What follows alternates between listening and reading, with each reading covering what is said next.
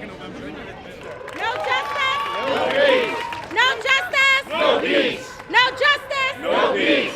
Legal Aid Society is here today because yesterday the mayor announced a new policy on marijuana enforcement practices, and as a Legal Aid Society, we know that this policy, with so many carve-outs that it has, it will only compound the existing collateral consequences that communities of color have been historically suffering and shouldering as a result of decades of marijuana prohibition in New York.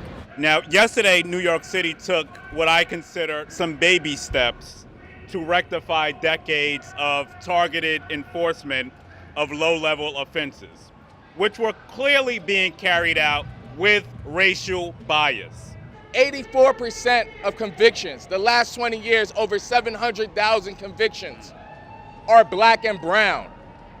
I'm not a statistician, but when I look for 84% of a certain population, is that population that's being arrested and prosecuted, that tells me the cops have discretion already. So this policy, we are so disappointed with it because it will use criminal summonses, so not even civil summonses. And what we know about that is because these racial disparities will continue to play out in a scenario where summonses are issued, you can still be issued a warrant.